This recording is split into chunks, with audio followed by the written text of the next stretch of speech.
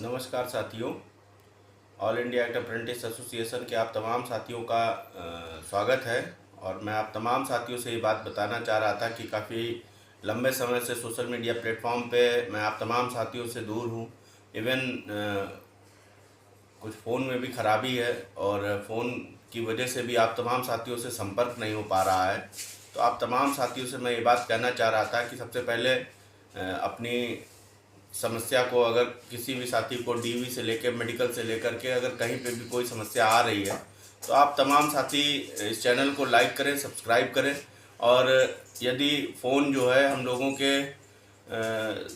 नहीं बात हो पा रही है तो आप तमाम साथियों से मैं ये बात कहना चाह रहा हूँ कि कमेंट बॉक्स में अपने कमेंट करते रहें। कमेंट के माध्यम से आप तमाम साथियों की जो समस्याएं हैं वो हम तक पहुँचती रहेंगी और उन कमेंट के माध्यम से जो आप लोगों के बीच में जो समस्याएं आ रही हैं उसका कोई ना कोई उपचार भी किया जाएगा, कोई ना कोई माध्यम ऐसा तैयार किया जाएगा जिस माध्यम से आप तमाम साथियों के बीच में जो समस्याएं आ रही हैं वो तमाम समस्याओं को जो है सुना जाएगा, समझा जाएगा और उस हिसाब से जो है अगला मेमोरेंडम तैयार किया जा रहा है। जो अभी तक डीबी से लेकर मेडिकल तक हमारे साथियों के बीच में समस्याएं आई हैं, जैसे क्रीमी लेयर की समस्या है, नॉन क्रीमी लेयर की समस्या है। कुछ साथी हमारे ओबीसी का उस समय का सर्टिफिकेट अपने पास रखे हुए हैं, उसके बावजूद भी वो क्रीमी लेयर में सेट हो गए। कोई टेक्निकल रीजन रहा होगा या सॉफ्टवेयर की खराबी रही होगी। यदि हमारे साथियों के पास, रेल अप्रेंटिस साथियों के पास में उस समय का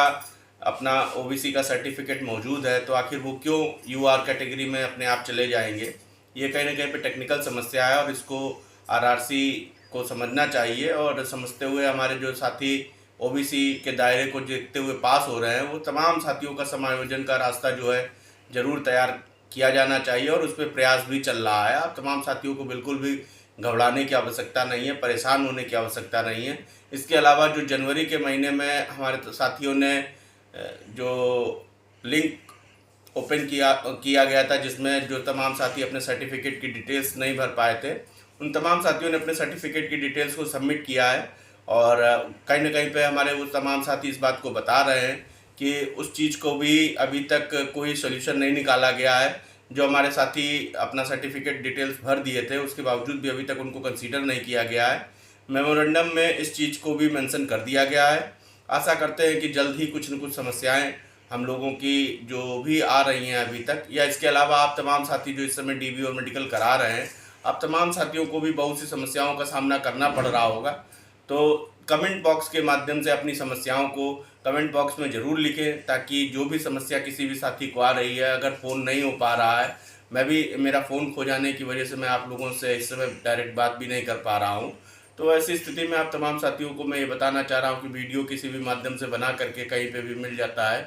तो वीडियो बनाने के बाद में अपने साथी के माध्यम से आप सभी साथियों तक मैं ये संदेश पहुंचाने का कार्य कर रहा हूं। तो आप तमाम साथियों से मैं ये बात कहना चाह रहा था कि जो भी समस्याएं आप लोगों को इस बीच आ रही हैं वो कमेंट बॉक्स में ज़रूर लिखें। इसके अलावा मैं और भी कई मुद्दों पे आज अपने रेल अप्रेंटिस साथियों के बीच में रखना चाह रहा हूँ। दोस्तों,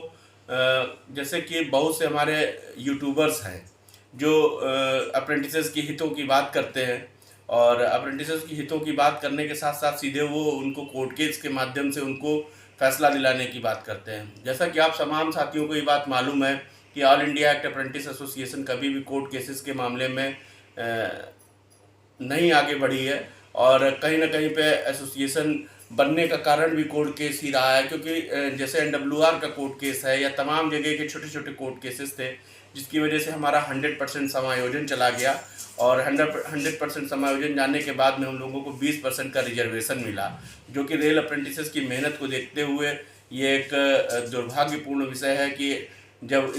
कुशल कारीगरों के सम्मान की बात चल रही हो, स्किल इंडिया अभियान की बात चल रही हो, प्रधानमंत्री नौजवानों के स्वर्णिम भविष्य की बात कर रहे हो, तो स्वर्णिम भविष्य के दौर में अगर हमारा 100% हमारे हाथ से चला जाता है और 20% हम लोगों को मिलता है तो 20% हम लोगों के लिए कोई भी बहुत ज़्यादा विशेष बेनिफिशियल नहीं है। परंतु साथियों, जिस तरीके से एसोसिएशन ने संघर्ष किया और संघर्ष करने के बाद में 20% की पोस्टें भी रिजर्व कराई और पोस्टों को रिजर्व कराने के साथ में 1/3 का एक एनसीवीटी सर्टिफिकेट का जो वेटेज है वो मिला। उसके अलावा पीईटी मिला और कहीं ना कहीं पे इसमें एक अहम भूमिका AIRF के महामंत्री कॉमरेड शिव गोपाल मिश्र जी की रही है, जिसकी वजह से हम तमाम साथियों ने एक साथ एकजुटता के साथ में अपने ऑल इंडिया अप्रेंटिस एसोसिएशन के मंच को तैयार किया। मंच को तैयार करने के बाद में AIRF के महामंत्री जी के माध्यम से जिस तरीके से भी हम लोगों की प्रभावशाली बातें पहुंचाई गई, उसका ये परिणाम निकला कि हम लोगों को 1/3 के सर्टिफिकेट का लाभ मिला, NCVT सर्टिफिकेट के 1/3 का लाभ मिला, PET माफ़ हुआ। कहीं ना कहीं पे 10 नंबर और 12 नंबर और 15 नंबर 20 नंबर UR कैंडिडेट जो लाए हमारे, तो वो तमाम साथी जो है इस समय भर्ती प्रक्रिया से गुजर भी रहे हैं। तो कहीं ना कहीं पे एक एसोसिएशन के मन में मलाल तो है कि GM पावर को हम सभी साथी लड़कर भी नहीं ले पाए, परंतु जो मिला है उससे वो भी कम नहीं है। और आशा करते हैं कि ऐसे ही इसी प्रकार आप तमाम साथी अगर सहयोग करते रहेंगे तो हम सभी साथी अपने मंजिल को जरूर पाएंगे। जो भी हम लोगों की आगे आने वाले समय में रणनीति तैयार हो रही है, जो भी हम लोगों के बीच में अगली भर्ती प्रक्रिया को लेकर के बात चल रही है, जो भी अभी तक DB मेडिकल में हमारे तमाम साथियों को परेशानी हो रही है, तो उन परेशानियों को भी ध्यान में रखा जा रहा है कि अगर एसोसिएशन का उद्देश्य रोजगार दिलाना है, तो रोजगार के अंतिम पड़ाव के समय में जो साथी DB मेडिकल या किसी चीज़ में कहीं पे भी किसी भी जोन में अगर फंस रहे हैं, तो आप तमाम साथी जो है चैनल को सबसे पहले लाइक और सब्सक्राइब जरूर करें, और ताकि डायरेक्ट रेल अप्रेंटिसेस के विषय की बात डायरेक्ट आप लोगों के बीच में पहुंच सके। और इसी तरीके से कमेंट बॉक्स में अगर आप अपनी समस्याओं को लिखते रहेंगे, तो जो भी समस्या जहां कहीं भी आ रही है, जब तक आप लोगों के बीच में हम फ़ोन कॉल से नहीं जुड़ पा रहे हैं, तब तक आप लोगों की जो नोटिस करेंगे समस्याएं और उसका निदान कराने का पूरा प्रयास करेंगे। दोस्तों, एक बात और भी कहना चाह रहा था कि जो मौजूदा समय में सोशल मीडिया में हम रेल अप्रेंटिसेस को डिस्टर्ब किया जा रहा है, स्पेशली मैं कहना चाहता हूं कि तमाम यूट्यूबर्स हैं जो सलाह बहुत बढ़िया देते हैं। मैं आप सभी साथियों का सम्मान करता हूं कि भले ही लोग कहते हैं कि व्यूवर्स की वजह से, या लोग कहते हैं कि अपने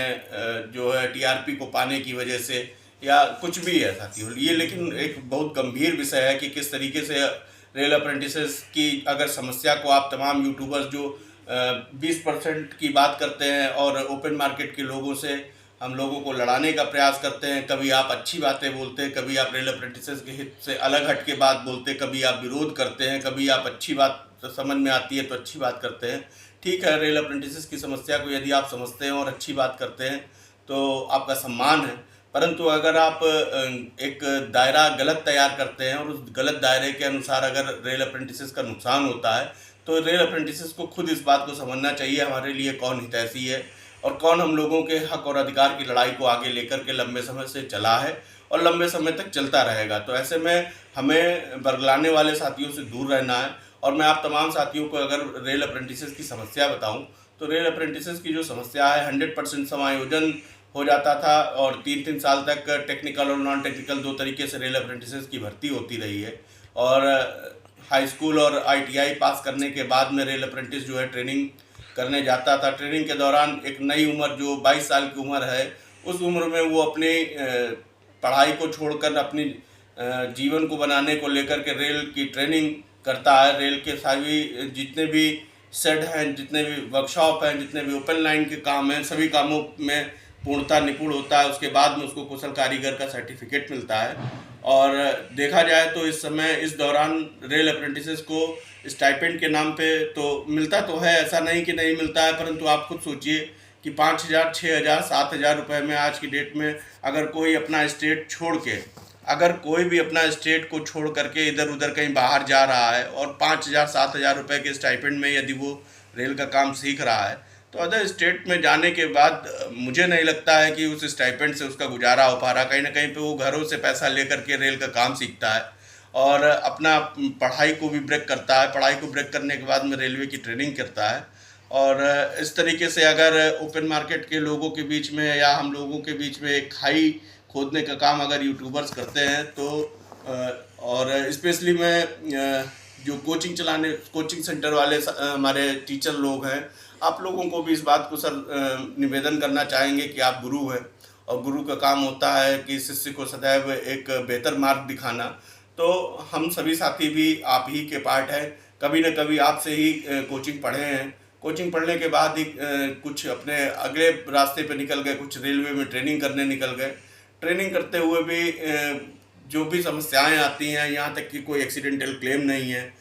रहने की कोई सुविधा नहीं है, घरों से न जाने कितने हज़ारों किलोमीटर दूर जा कर के तमाम रेल अप्रेंटिस साथी ट्रेनिंग करते हैं, और यदि उनका 100% उनके हाथ से चला गया है और उसके बावजूद उनको 20% मिला है। मौजूदा भर्ती को देखा जाए तो 20% भी सीटें फुल नहीं हुई हैं। जो सीटें बच जाती हैं वो सीटें उठा करके ओपन मार्केट में चली जाती हैं, उससे भी रेल अप्रेंटिस का ही नुकसान होता है और ये गलत है। जो सीटें रेल अप्रेंटिस के लिए रिजर्व कर दी गई हैं उन सीटों पर रेल अप्रेंटिस को ही लिया जाना चाहिए। परंतु साथियों, हमें घबराना नहीं है, हमें धैर्य बना के रखना है और हमें बहुत सोच समझकर इस तरीके से कार्य करना है कि जो भी ये गलत मैसेज देने वाले लोग हैं, जो गलत संदेश देने वाले लोग हैं, उन लोगों के बीच में हमें अपना बचाव भी करना है। कोर्ट केसेस के माध्यम से तमाम बार जो है रेल अप्रेंटिसेस का नुकसान हो चुका है। मैं यही चाहता हूं कि बड़ी मुश्किल से कोर्ट केसेस समाप्त हुए हैं। अब जो समय आया है, अब जो दौर आया है, इस दौर में हम तमाम साथियों को जो है एकजुट रहने की आवश्यकता है। कोर्ट केसेस से बचाव करने की आवश्यकता है, क्योंकि एक जीएम पावर जाने के बाद जो पॉलिसी 1/3 और पीईटी माफ़ की हम लोगों के बीच में आई है, ये भी कहीं ना कहीं पे बेनिफिशियल हुई है, क्योंकि 20% से पिछली बार 1200 कुछ लड़कों का समायोजन हुआ था। आशा करते हैं इस बार जो भर्ती प्रक्रिया में 1/3 और पीईटी माफ़ हुआ है, उससे लगभग मुझे लगता है कि 10,000 से 12,000 के बीच में रेल अप्रेंटिसेस का ज्वाइनिंग होगी। तो ये कहीं ना कहीं पे एसोसिएशन की जीत रही है, परंतु असली जीत उस दिन होगी जिस दिन एक एक रेल अप्रेंटिस साथी का समायोजन रेल के अंदर हो जाएगा। और